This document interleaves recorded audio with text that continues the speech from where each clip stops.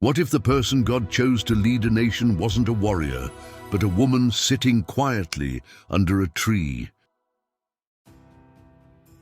This is the story of Deborah, one of the most remarkable leaders in the Bible. At this time in history, the people of Israel were struggling. They had turned away from God, and because of that, they were living under the rule of a powerful enemy, the Canaanites. For 20 long years, Israel was oppressed by a cruel commander named Sisera. He led an army equipped with 900 iron chariots, the most advanced and terrifying weapons of that era. The people were afraid. Travel became dangerous. Villages were abandoned. Hope was fading. And then, unexpectedly, God raised up a leader. Her name was Deborah. Deborah wasn't a queen. She wasn't a soldier. She wasn't chosen by human standards. She was a judge, a prophet, and a woman deeply connected to God. She sat beneath a palm tree, listening to people's problems, settling disputes, and speaking God's truth with wisdom and clarity. While the nation felt powerless, Deborah stood firm, calm, confident, and guided by faith. One day, Deborah received a message from God. God told her that the time had come to free Israel from oppression. Deborah sent for a military leader named Barak. When Barak arrived, Deborah spoke clearly and boldly. God commands you to gather an army and go against Sisera.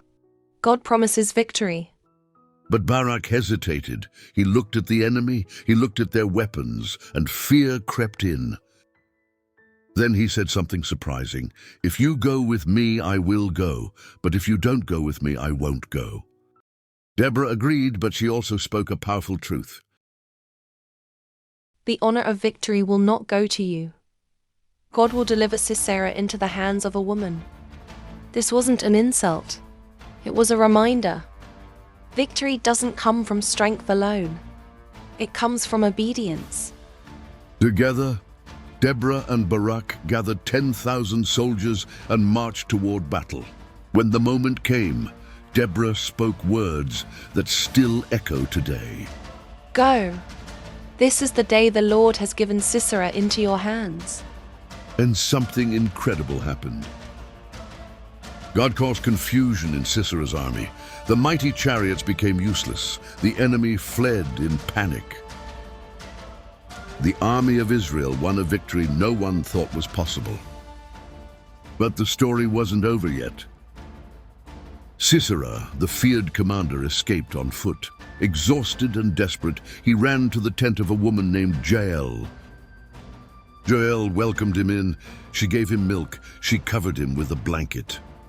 Sisera thought he was safe. He fell asleep, but Jael knew the moment mattered.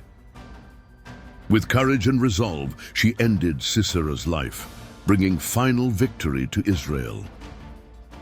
Just as Deborah had said, the enemy was defeated by the hand of a woman. Not by force, not by an army, but by courage and timing. After the victory, Deborah and Barak sang a song of praise. It wasn't a song about power. It wasn't a song about pride. It was a song of gratitude.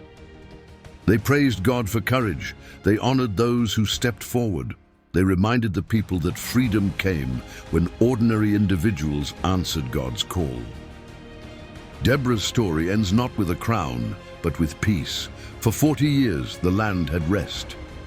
Deborah's story teaches us something powerful. You don't need a title to be a leader.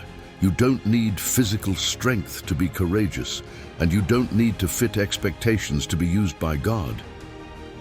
Deborah led with wisdom. She spoke with confidence. She trusted God when others doubted.